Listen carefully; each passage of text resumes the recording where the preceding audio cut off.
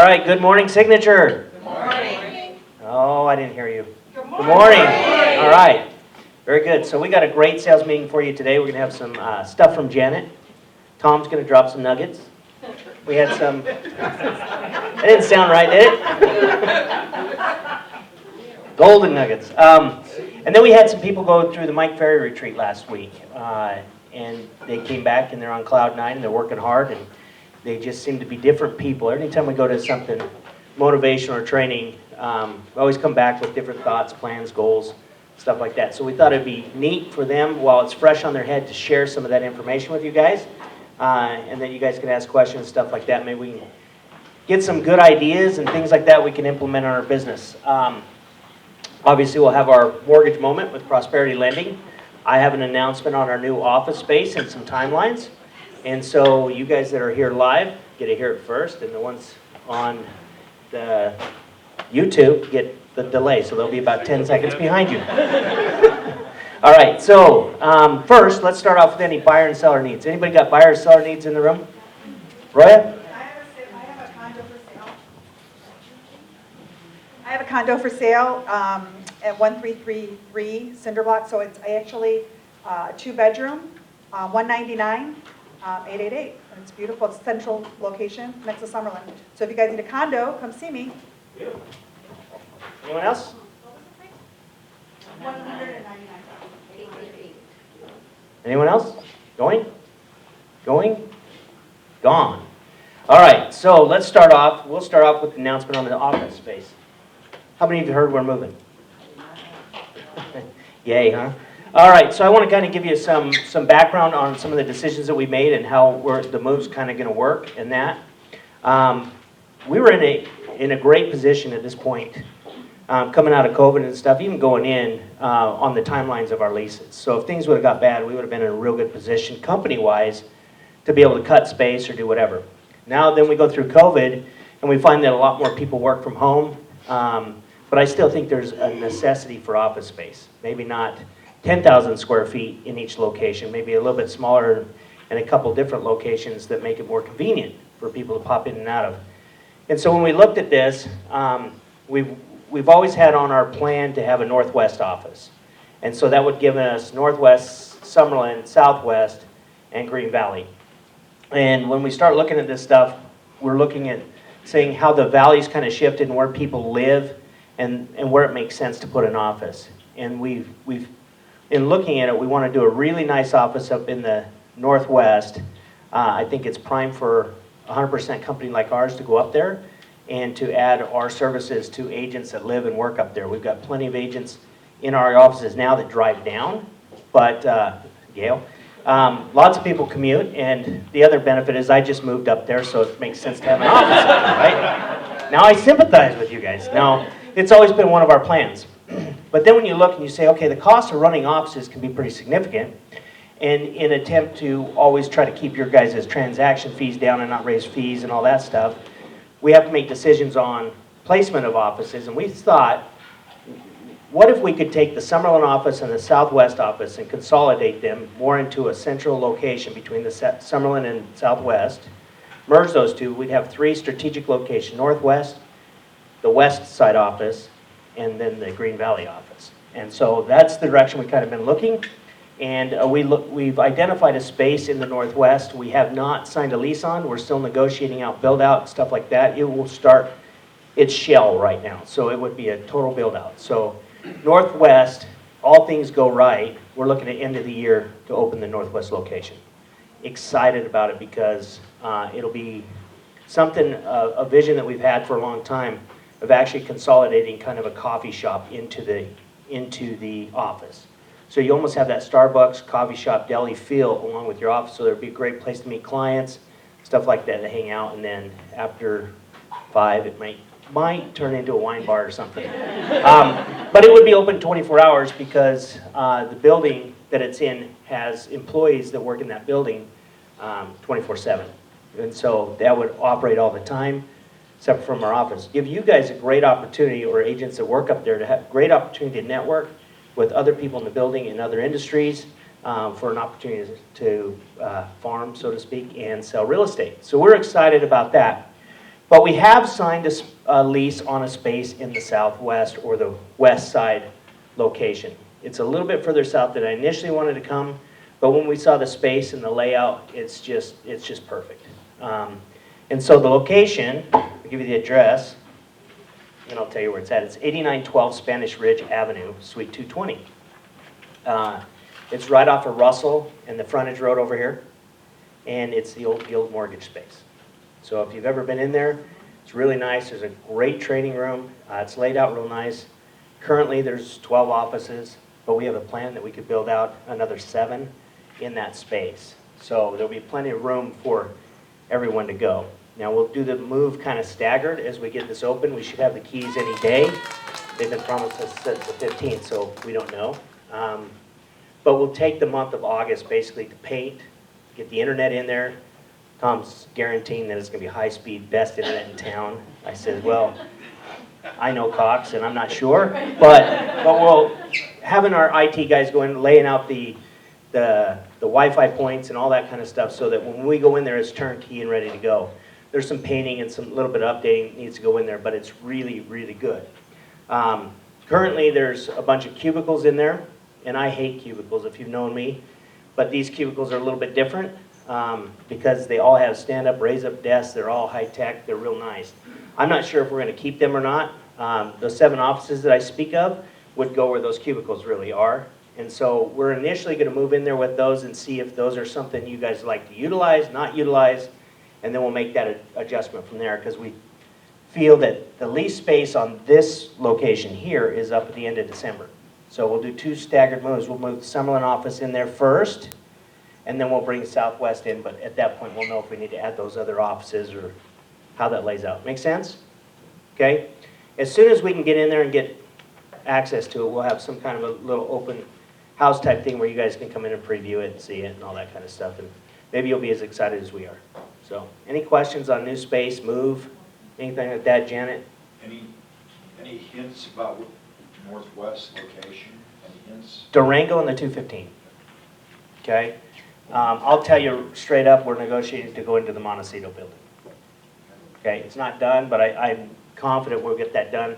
It's the same building owner in the space that we just rented, has that space too. So we've got a good working relationship with them. There's just, the biggest hurdle for that has been the cost of materials to do the build out.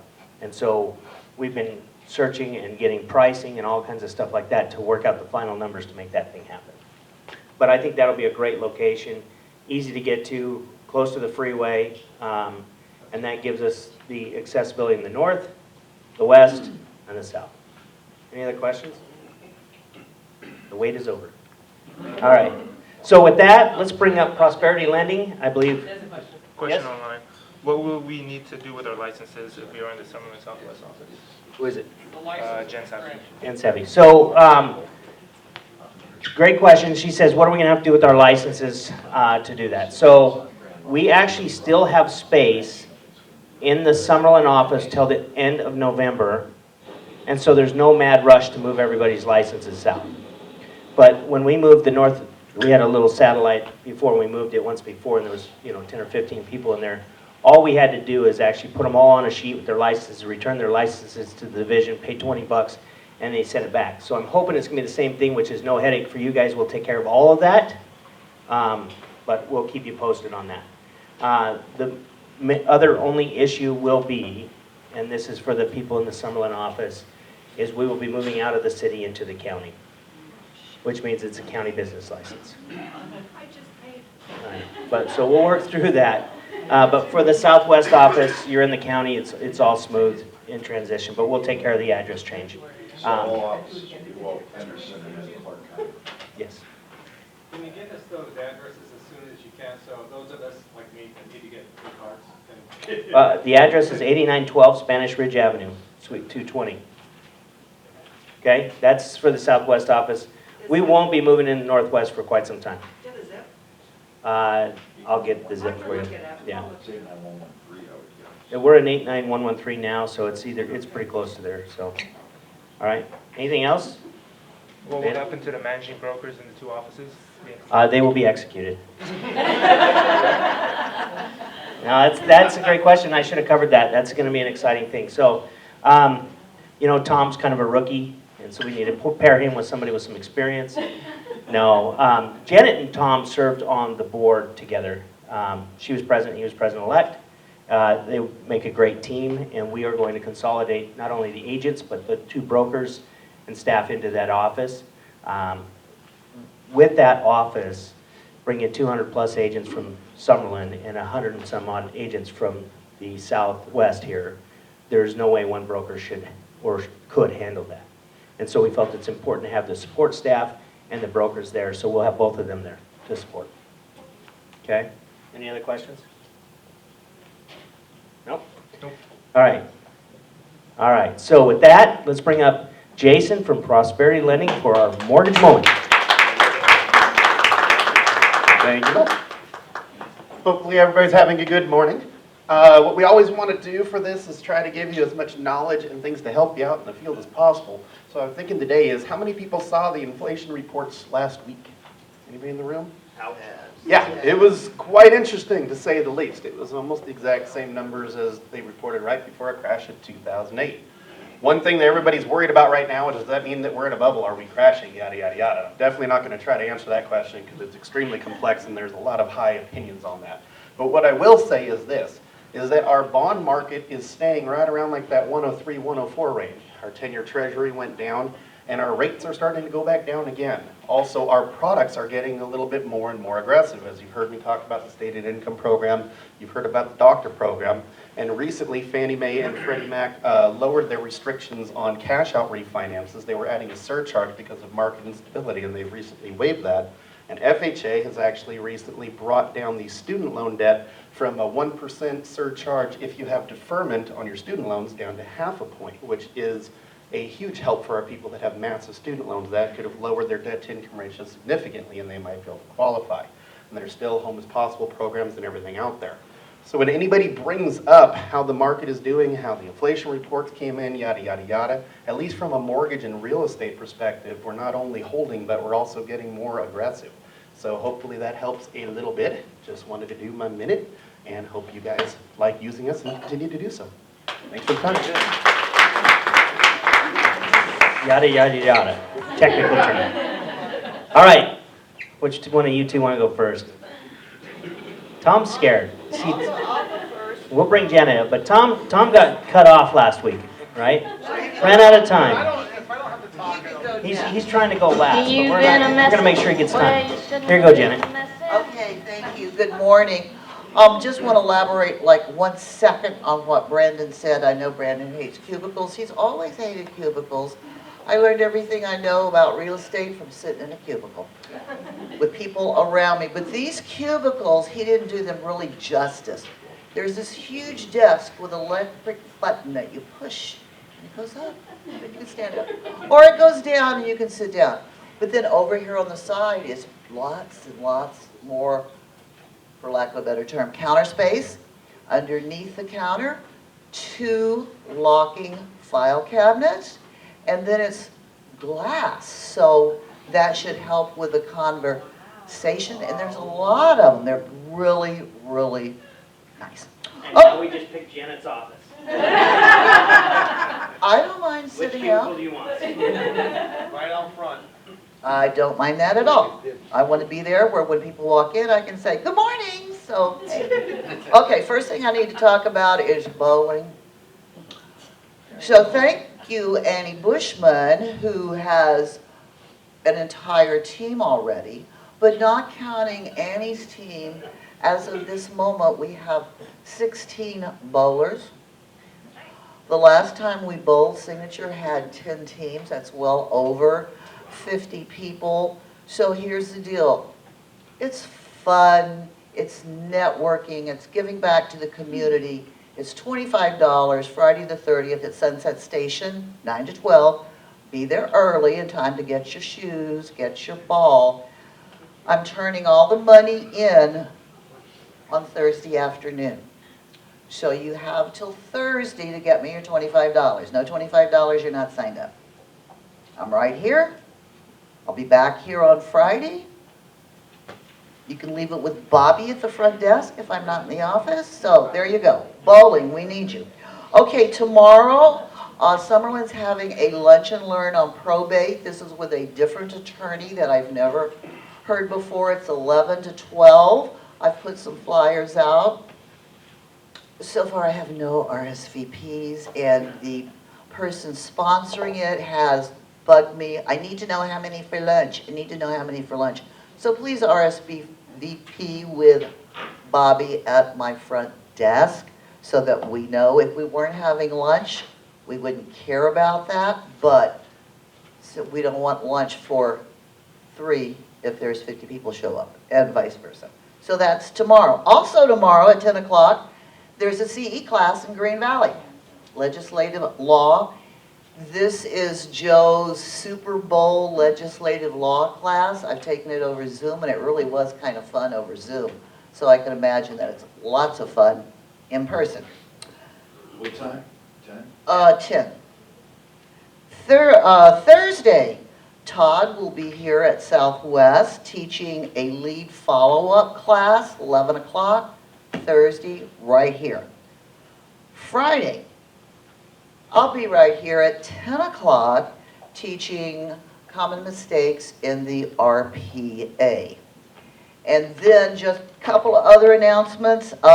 Monday, Tom will be at Summerlin at 10:30 teaching Is There a Better Way to Prospect? So lots of education coming up in the next week. But there will be an MVHC class here, July 28th, 9 to 4. This is everything you need to know about VA loans. I've taken this course years ago. It's taught by Scott Robinson and Ernie Gonzalez, who are both kind of dynamic in their own little way and know everything about VA loans. And the cost is $99, but you get 8 hours. 8. You need 36 now, come October. You get 8 hours of CE. So RSVP to Ellie, our own Ellie Morris. And here's the most important thing I have to say. So, when you don't pay your fees at LVR, the broker can go in and check their office. I can only check my office. So last week I thought about who hasn't paid their key fees, and I couldn't check because Rapatoni was down and it didn't recognize that anybody was a member. So I checked yesterday, and in my office I have 10 people who did not pay their $200 key fees that were due July 1st. So here's the deal. You must pay your key fee before July 25th, which just gives you a couple of days. You now owe $200 if you haven't paid, plus a $50 late fee. So now you owe $250 to get your key reinstated. But if you don't pay before the 25th, you're going to have to pay another $250 to get your key reinstated. So if you didn't pay your MLS key fees, no, sorry, just your key fees, that's through membership, not MLS. If you didn't pay your key fees by July, 1st of July, and you don't pay them before the 25th of July, it's going to cost you $500 to reactivate your fee. So please take that to heart. And then, oh, by the way, it's mandatory that if you belong to LVR, you have to pay for a key fee. So if you don't pay, guess what? We have to send your license back to the division, or else they'll shut off our entire office. And we don't want that to happen. That happened during my year. What? Yeah, Tom was responsible for voting that in. So, that was his raid, not mine. So, lots going on the next week. Take advantage of what we have to offer because except for the VA class, which is not under our control, everything's free. Take advantage of it. So, next, Tom. And now someone else is getting on.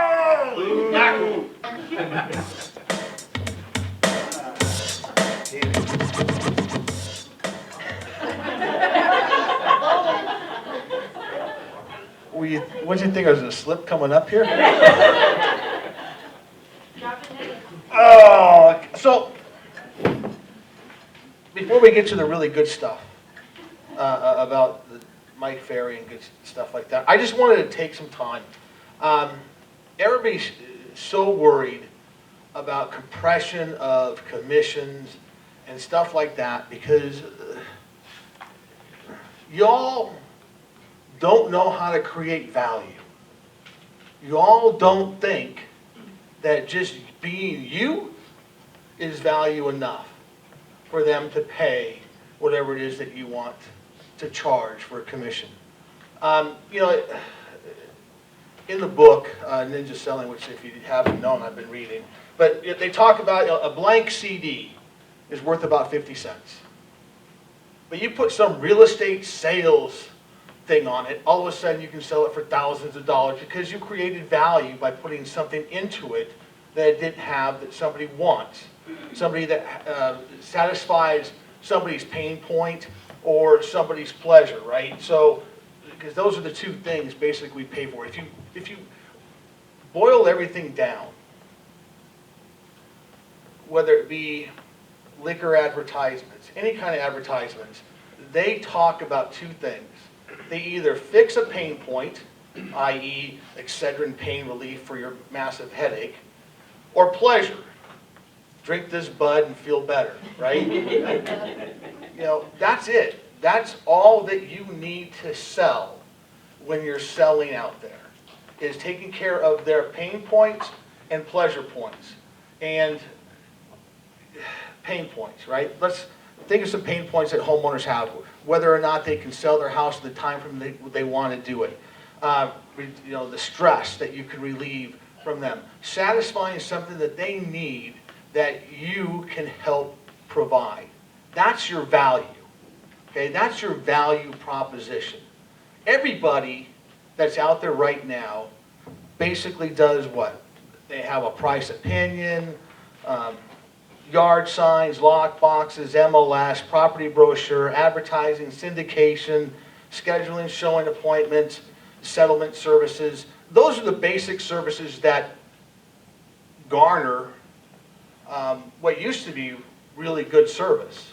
But nowadays, that's the minimum requirement. That barely gets you to whatever, right? Because there's some people sell that at 1 banana, 6 bananas, who the heck knows? But just know that that's basic. And unless you're adding value and making yourself different by how you even approach the whole deal, i.e. Having a pre-listing, I'm going to give away all your secrets, V. It's all right, I do it better than you. I know. You know, having a pre-listing packet, a detailed written marketing plan. Who adds that in their listing presentation right now? One person. Is she on your team? Well, I know. Everything I'm going to read you do, I know. I should have called this Bond and his Nuggets. You know, but I mean, professional photography, a 4-page color brochure versus the BS black and white one that you pull off of MLS. The enhanced internet listings with more photos and videos. An individual property website. We can get those so easily from the title company and stuff, right? I mean, it's something really simple to do. Visual pricing tools. I saw the greatest thing. Has anybody used a visual pricing tool? Probably wondering, what the hell is a visual pricing tool, right? All it does is it takes the data from the MLS and puts it into nice charts and graphs so that people that are visual like it, see it, and they can, they'll think you're great because now you're talking to them. You know, the analytics, they just want the data. But some people are visual because of the different kinds of personalities that are out there. So that's a whole nother class. You know, maximum exposure marketing, specialized reports for the seller or buyer. And then you can get into your even more custom services that you provide, which is pre-inspection, staging services, professional measurement by an appraiser, kitchen counter displays with pre-inspection information, utility information, school information. Who sets up their house with the kitchen table and the kitchen counter to have all the stuff about the area of the house that you're trying to sell? Imagine walking in and having they've already had it inspected. You already know what's wrong with this house. Right now, if you had an inspection, it was a shitty inspection. You know, you want to get it fixed and have them re-inspect it again before you put it out for everybody. But let's, just want to make sure you all understand that one. Okay? Don't set yourself up for failure by putting up a shitty inspection report for everybody to view.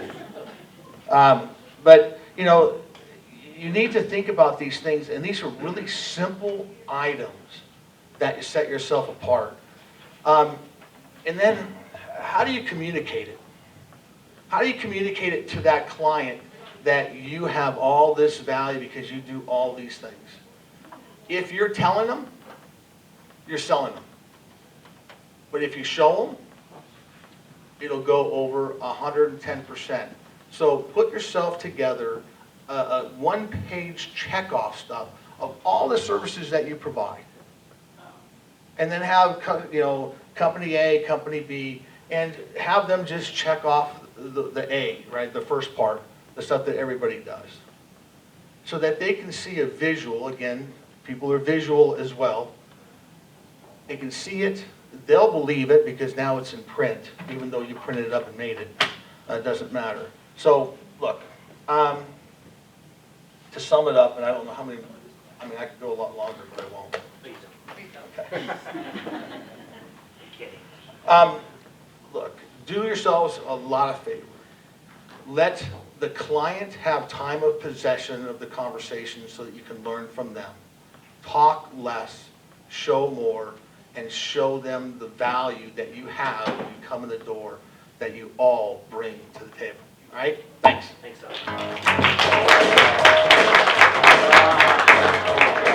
It's hard when you got a lot of information, you got to get out in like 3 or 4 minutes. But so to unpack that a little bit, no. Vonna is going to come up and just do an announcement about a class she's doing as well. So, Vonna. Perfect. It was like a perfect segue. Look at me, double mics again. So the one thing I want to say, just one thing. We are actually doing ninja selling, both Shelly and I. We start August 31st. It will be held in this office. It is 1.5 hours for 4 weeks, every single week for 4 weeks, starting August 31st. And we will go through each one of the principles with you. If you've done it before, it's okay. You can do it again because every time you do it, you get re-energized. That's the whole point, right? Come here, fill up your gas tank, get out there, and vroom. Everybody got that, right? Okay, that's it. That's all I got. Perfect. So sign-ups are on the Facebook page.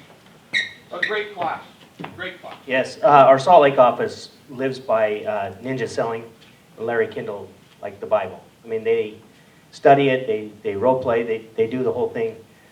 Get in flow, it's one of the terms, right? And they've all traveled to see Larry Kindle and stuff. We got lucky in Denver. We got to actually sit at a table with him for a minute. Did you learn anything? Always. No. No, he's very quiet, very reserved. He's reserved, which is a neat thing because he's able to put together a system, be very, very successful. And he's not the most outgoing guy there is. But if you've been through the academy, we teach you prospecting and stuff like that. This is client relations. It ties right into it. It's a full package, and I think it's something that everyone should implement in their business. And so sign up for that, and let's pack that class. And then, so without further ado, let's get to the main event. We've got April, Tyson, and Lizette. Is it April, right? Come on up. Come on up. You guys just looked at me like you didn't know what. All right. So these guys took last week, it was an entire week, right? Yes. So they 5 took days. an entire week to go to Mike Ferry's Superstar Retreat. Who's been to Mike Ferry's Superstar Retreat before? Did you guys go this year? You went, Ronnie went, awesome. So you can answer some questions too. Why didn't you guys go this year, by chance? Disneyland? Yeah, that's more fun, right? Isn't it the same thing? Yeah, it's the same thing. So last year, who went last year? Okay, because it was virtual last year. It was virtual last year, right? We had to rent it here. So that was Tyson's first, and your first exposure to it. Yeah, like 1 or 2 of the days. Yeah, okay, and you, That was my second retreat. so you'd been to it live before, Yes, I have. so you've been 3 times. And so you'd go back, Yes. right? All right, so there's value in it, and that's why we've got them up here to talk. So when Chris said, hey, we'll have them up, we'll ask them about the retreat and stuff, I thought, since I wasn't there this year, I really don't know what to ask them, so we'll just start out, what time did you guys arrive? I'm just kidding. 8:25? No, what is Very it? early. Yeah, let's start with this. What is it that made you want to go to the retreat? Because it's a week out of your business to go. For me, it's a restart of my mindset. Because I think mindset, everything starts with mindset. It was a reminder of what I need to do for my business, how I need to treat my business, and to start each day with gratitude. Okay, Dyson? So mine was very similar, and I think they're strategically planned to be in the middle of the year and the beginning of the year. So you kind of go through the beginning of the year, everything's great, and then you get to a mid-year point. So for me, it was just kind of a way to just kind of reinvigorate and kick back off and get back into the groove of things. I'll be different. Peer pressure. I had Tyson and Tanya and Chris going, you need to go. You need to go. Right. That's it. Okay, where was it held? The Venetian. So it was at the Venetian, which is right here in town. How many agents were there? Was it 2,600? 2,600? So And 2,000. 1,000 online. From all over the country and even Canada. It's a great networking opportunity as well. So that's the key. So 2,600 people, and they weren't all from Vegas. So a lot of other people traveled in. So we have this tremendous opportunity to go to the retreat. What was it, a couple $100? Yes. Yes. With a discount, With it a was discount. $250. Okay, so a couple $100, you get to go. You don't have to pay for a room. You don't have to have travel. I mean, it's a tremendous opportunity for us to have Mike Ferry right here in town. So when you see these events, keep that in mind. That people are paying big bucks to come all the way out here, so there's value in it, right? Let's see. So, what was the biggest major takeaway you got from the event? Just brief. You don't have to go into it deep. Just give me something like a one-sentence thing. Schedules. Your schedule. Work from the schedule. Work from a schedule, period. Mine would be the possibilities, like thinking bigger and not just playing small. Okay. Mine was actually a question. It was, am I good or is the market good? That's interesting, right? Because right now, what do you see on Facebook? People selling homes in what? 1 day, 2 hours, multiple offers. How great am I? Right? Is it the agent that's great or is it the market that's great? Right? What makes a great agent? Let's go to you guys. What do you think makes a great agent? Like Tom said, bringing value, asking the right questions, making the customer feel important. They don't care if you think their house is pretty or what you did the day before. They want to feel important and you're solving a problem for them. Perfect. Along with what she said, the communication factor in it. I think it's been reiterated even during the conference that the number one complaint of buyers and sellers is lack of communication with the agent. Okay. I'd say communication and being calm through the whole transaction. Like you should be calm through the whole thing, even when it's falling apart or anything like that. It's really important for you to step back, take yourself out of it, and be calm through the whole thing because you'll find out that if you're calm, you'll find the solutions that you need to make it go forward. Or if you just need to walk away, it's okay to walk away. Great point. So being calm, we talk about there's two reactions you can have basically when something goes wrong. And most of us have a reaction. We react to something or explode. Right? This is about taking a step back, a breath, being calm, and being able to respond to the issue in the right way. And I'll tell you, the number one complaint that we get as brokers about any agent comes down to communication. Almost every complaint that comes to us could have been solved with better communication. And more times than not, it's because something's going bad and we're scared to call them. But I'm going to tell you, that's the number one skill that agents really need to get good at. If you communicate well, you'll get referrals, you'll get business, you'll have happy clients. And the other thing is when we talk about good agents or good market, this market will shift. How many of you have been in a market where the listings took over 3 months to sell? over 6 months to sell? There's some communication that has to happen with that seller, would you agree? Because nothing's happening, no one's showing the house, you get no offers, you're not that great anymore, right? The market's not that great. And so communication, so it's a skill we develop now for the future, and it'll help us a lot through that process. Did everyone, how much time did they spend on talking about prospecting? Every single day, every hour of every day. It was all about looking for new business, right? All right, so what would be like your major takeaway when they talk about prospecting? Is there anything you could take away from this conference or any words of advice you could give anybody on prospecting? So I guess mine would be, everybody says they don't have the time to prospect or the time to make phone calls and they're wrapped up in their business, right? But when you sit there and then you see, people getting up on stage that do anywhere from 100 and 200 deals, and they sit on the phone or they prospect for 4.5, 5 hours. So my biggest takeaway from that was like, you can do more as long as you stick to your schedule and everything. But if top producers doing that many deals can call for 4.5, 5 hours, then I have no complaints. I can't complain. I would agree, it comes down to schedule and mindset and doing the activities that are income producing. So you have to ask yourself several times a day, is what I'm doing right now income producing? So would you say the majority of the people there had a focus on generating income rather than just servicing deals, Absolutely. right?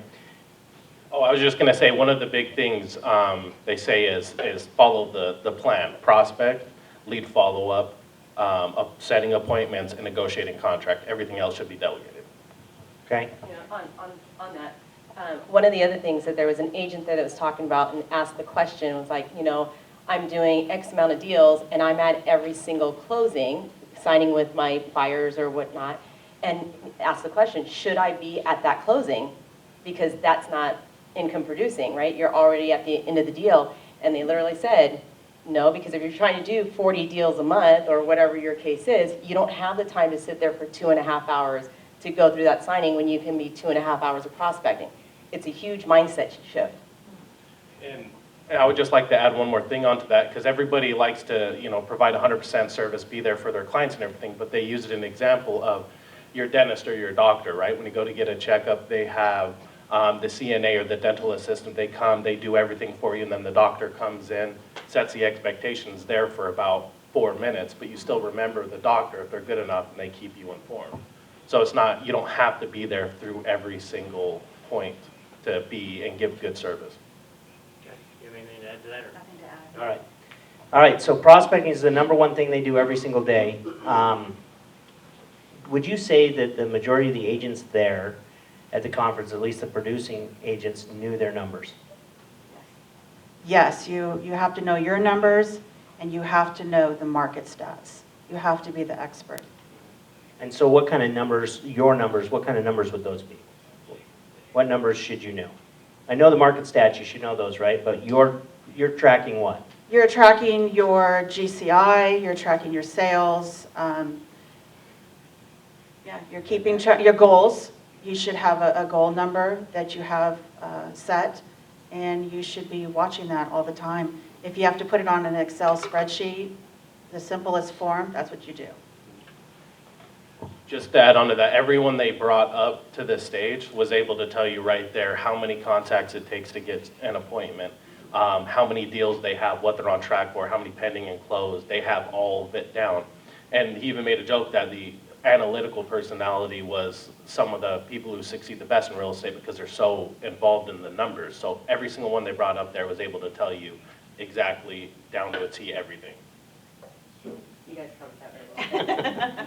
So your numbers, your contacts, your appointments, how many appointments you've gone for a listing, they're basically your ratios. Once you know your ratios, you can do calculations to determine how many sales you need to make in order to hit your income goals. It's really a mathematical equation, and then it's just staying consistent to the activities to get there. And one of those activities is follow-up, right? What did they put any stress on importance of follow-up, and how much time a day you should spend doing it? Okay, so they They did make it a point for the follow-up, but if you look through the Mike Ferry scripts and stuff like that, he's very specific on the follow-up. I think the biggest thing I took away from the follow-up is, what are you doing with the follow-up? Like when you're having these conversations, are they motivated? Are they an actual lead? Or are you just kind of entertaining this conversation? So not wasting time on the follow-up and being able to identify, and are you asking for the appointment every time you follow up? So having a purpose to call with a goal at the end of it is to move them forward. Yes, they're bringing value to the call. 100%. And if you're bringing value, they're more likely to do what? Work with you. Or answer the phone, right? Because if they see you calling, you always call with no value, they're less likely to respond. Did they talk about how many times you have to follow up with somebody traditionally to get them to? Was it 8? 7? I thought it was, yeah. So 7 to 8 or 8. times? So how many of us are, and you don't have to answer this, but how many of you really follow up with somebody that many times? I mean, we get an internet lead, we send them an email, they didn't respond, that's a dumb lead, they didn't respond. But yet, we're hearing here that it's 7 to 8 times before you're actually going to turn them into a client. It's probably a lot more than that before you even, that's probably contacts with them. It's probably more than that before they even respond, based on their motivation. You said the biggest takeaway was schedule. What specifically about schedule can you share with people, or that you're implementing now that you didn't have in your business before? So because they actually drilled it in your head that if you had a schedule and you worked your schedule, then you would find that you actually would have a lot more free time, right? So a lot of us say, okay, yeah, we work 10 hours a day, 5 days a week, but how much of that are you actually spending time working, or are you doing the fluff stuff in between, right? So one of the other things that was brought up, one of the gentlemen talked about the miracle morning. So I started listening to that, and it was very enlightening for me, because I used to always wake up like at 4:30 in the morning, I'd work out, and I did a whole bunch of things that were for me. So I actually broke down my schedule to actually take in and do a miracle morning portion. And what I found, just even in these last 2 days, literally my energy level is huge. I do things that are for me first, and and it's just right now just an hour in the morning. And that hour in the morning is like 10 minutes of meditation, 10 minutes of affirmations, 10 minutes of exercise. It's nothing huge, but that hour that's just for me has set me up to be more open to everything else that I do. So my schedule, literally, I'm a 5:30 to 6:30 is my miracle morning. 6:30 to 7 is Bacardi time. No, that's not the drink, it's my dog, okay? I have a 1 hour, 7 to 8 for breakfast and getting dressed. I arrive at the office at 8:30. 8:30 to 9 is script practice, 9 to 12 prospecting, and my day is done at that point. Follow-up, appointments or whatever, but I know that at noon, my business day is complete. So that is my goal, to keep on track. I don't have a problem with working more, but why work more if you've done everything? If everything's in line, wouldn't you rather go noon to 6 or 8 with your family and doing the things that you want to do? That's what it brought to me. The one thing I would just like to add on the schedule thing that really stood out to me too is they said your schedule is more important than the deal, right? Because your schedule allows you to earn more business, generate more business, and that fire that you have to put out, it's going to be there at 9, it's going to be there at 10, it's going to be there at 11, it's going to be there at noon. So don't break your schedule just to put out the fire, because it's still going to be there. Just to kind of sum up schedule, schedule keeps your foot on the gas all day. Yeah, very good. Very good. That's it right there. The other thing with the fires, we always want to be the one that puts out the fire. But I found over the years that sometimes the fire department will show up. And what I mean by that, there are other people in the transaction besides yourself, and other people will solve that by the time you get to it sometimes. So if it's something you're going to have to do, yes, it'll be there. And if it's something that somebody else can do, it'll get done. And so it's important to just stay strict to your schedule. Your schedule is your life. How about coaching? What was kind of the emphasis on coaching? Why would somebody coach? Because obviously they're there to sell their coaching, right? And all the top people on stage obviously pay for the coaching, Yep. right? And so did they talk about coaching? The people that act, not Mike Ferry himself, I'm sure he's going to say it's great, but the people that are in the coaching, what did they say? It was accountability. Okay. I'm not personally coached. I go to the retreats, like I said, as a kickstart, but those that are coached, the one thing that I took from that was accountability. So on the coaching, and they gave us a book of the Superstar Blueprint. So all the agents that got up on stage that do 100+ deals a year, they laid out blueprints, and every single one of them had coaching, right? So if you look at other industries, right, professional sports, they have coaches. All these other industries have coaches. So it wasn't directly like Mike Berry just sitting there the whole time preaching, get my coaching. But if you look around, the people that were successful and were being coached was the difference, and he outlined it. He said the Mike Berry agents that went through coaching, they averaged 50 deals a year versus the industry, which is at 5. She's got it. All right, database. Did they spend any time on database? Actually, yes. So it was a little bit surprising because a lot of people who maybe they don't know the whole Mike Berry system is hardcore aggressive prospecting. But he did spend some time on database and how to nurture that. And it was about, I think, 60% of your business should come from your database, and then 40% about is getting new business. So he even said, and what's been preached by Chris and other people in the company too, is start off your day making those database calls. Call, even if you just start calling 7 or 5 or 3, just make a couple of calls to the database. I actually wrote this down because it resonated with me when they talked about database, and they said that database is a form of insurance for your business, and it creates residual income. Nice. One of the things they actually put together was if you take like your average commission, whatever that is, and you divide it by 10%, that is what each person in your database is worth to you each year. So depending on how big your database is, that could be your income for the year. So if you just take that and look at it, and I mean, there were some people that were throwing up some pretty big numbers, and I was like, oh my gosh. And it wasn't big numbers in their database, it was big numbers in their commission. So, you start to filter out people as to, everybody obviously has a value, but you filter them out into the whole point of where you want to be and where you're going. So did they talk about any specific CRM or anything that they use? Did you talk to, because part of the benefit of being there too is networking with other agents and asking questions as you're there and learning from them. Did you guys get any pointers on CRMs or anything? The only one that mentioned a CRM was Zach, and he said that he was more of the follow-up boss.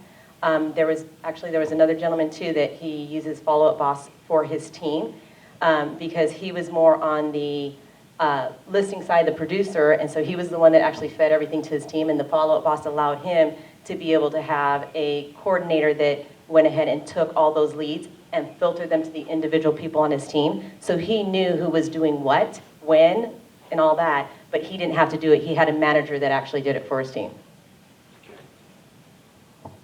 How much time do they spend on goals and business planning?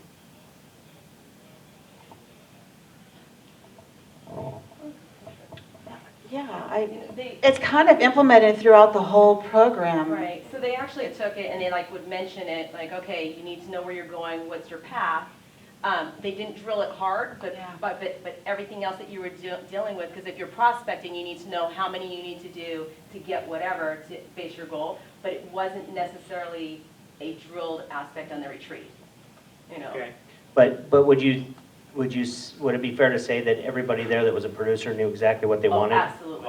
100%. Without a doubt. So they knew where they wanted to go, and that's how they're able to get to where they want to go, right? Okay. How about what did they say about role play and practice?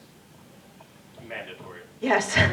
Every day you have to practice, develop your skills. You have to learn what to say, and that's part of prospecting, and including knowing your market stats. So just developing your skills.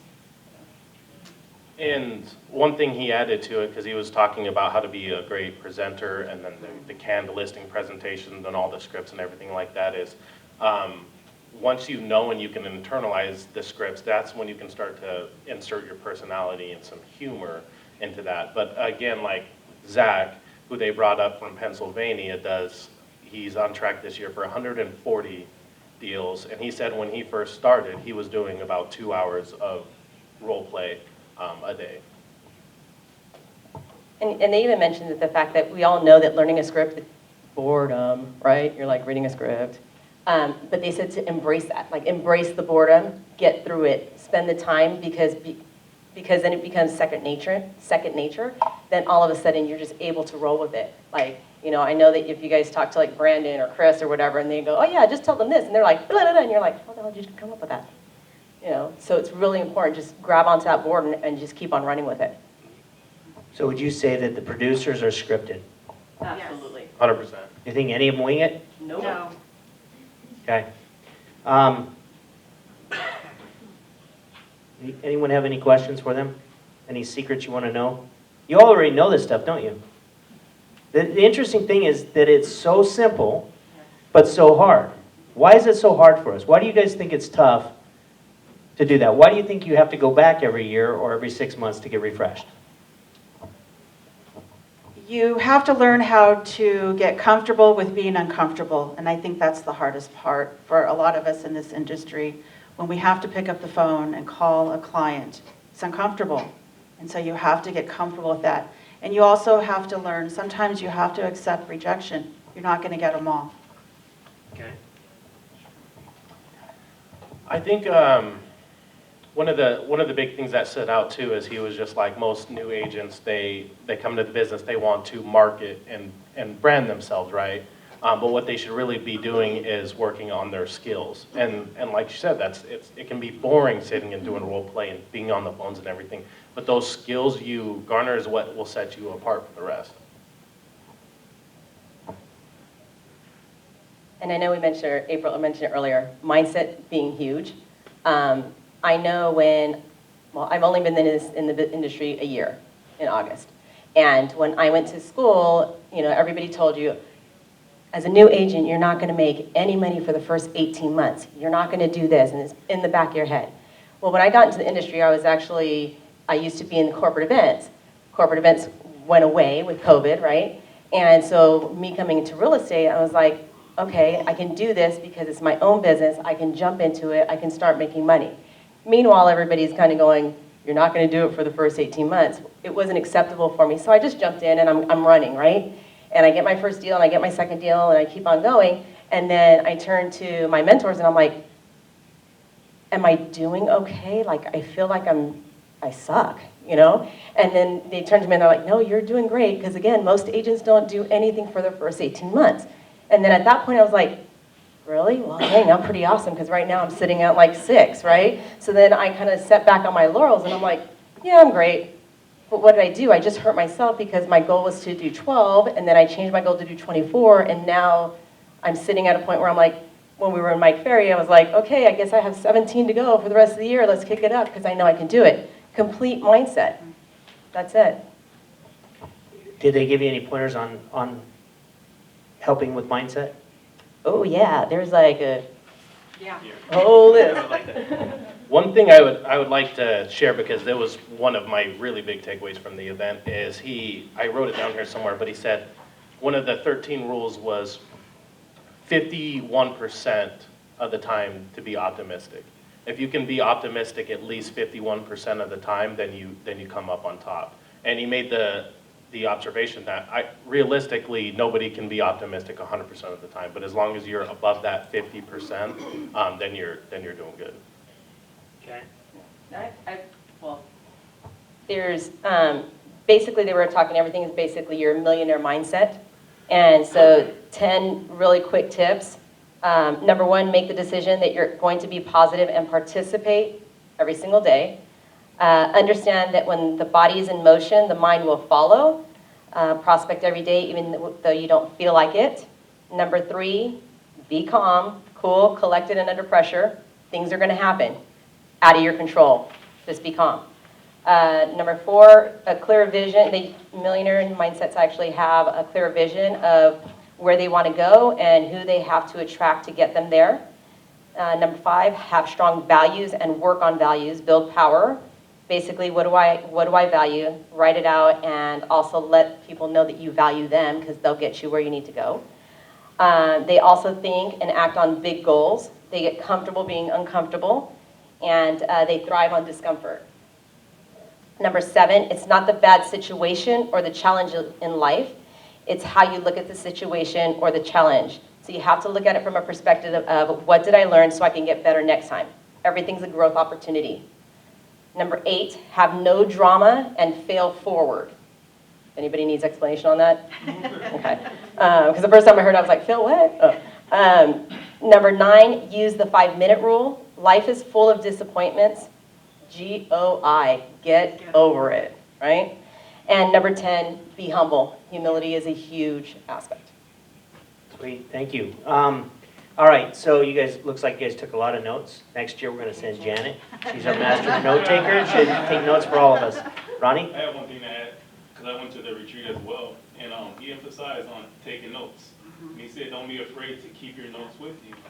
Most people don't carry notes because they think I memorized everything, but he said, I do these seminars thousands of times and I forget. And he said, I have my notes here as well. And he said, keep your notes, you can keep your scripts, your pre-listing in front of you so you can refer to it as you're talking to your clients. And you sound professional because you're hitting every point and you're not forgetting anything. Yeah, the clients don't care that you have notes in front of you. So a lot of people think they just, they can't have this when they're presenting. But those notes keep that presentation moving forward. That's really what you want to do. You want to keep that presentation moving forward. You don't want to fill it with your own conversations because you're really trying to get to the end point, and that's to get the contract signed and get your listing. I mean, he even mentioned it. You could just print off his canned listing presentation. You can take it, Read it. and they're not really going to notice. And then it starts off too is I have 3 very important questions I wrote down for you. So that was a big takeaway too. Is just you take your notes, and it's not going to really matter. Nobody's going to say anything about it. Was his script different than the Academy's? No, the funny thing about the Academy too, and I've heard this like all my life, but he's talking and then he just hits the script. By the way, when do you plan on moving? They're asking, well, what do I do with this? By the way, when do you plan on moving? It's the exact same process. So the scripts work, that's why we use the same scripts. But the thing here is they got a lot from it, and people that have been there in the past, Roy and that, they can all tell you, Thomas can tell you, that there's value in going to these things. So don't be shy to go to some of these conferences. Doesn't mean you always have to buy everything at the conference, and if you're going to buy something, run it by one of the brokers. We'll tell you if we probably have it, it's collecting dust, or it's of value, because we bought everything, haven't we? Right? And so we've been through all these things, and a lot of the Academy is designed off a lot of these trainers all around just taking parts and pieces of it. And they all teach a little bit different stuff. So if you go to Brian Buffini or Mike Ferry or even Tom Ferry, you get different things. So go to those things. Now, when's his next one? So he has a couple of 2-day events like every month, I think in Dallas, Fort Lauderdale, Anaheim. So he has like a 2-day where he condenses it. But he has those pretty much, you can just go look on his website. I think it's the middle of each month if you wanted to attend any of that. And then his big superstar retreat is twice a year. I think it's at the end and then the middle. Right, but go ahead, Thomas. Just one thing to throw out too, if you're going to do the superstar retreat in Vegas, don't ever pay the full price. It's normally like $395. That's right. Because you live in Vegas, they always do discount. Normally before COVID it was like $100. This year it was $200 for locals. If you paid and actually so if you go to my card, just create an account, they will call you, guaranteed, because that's what they do.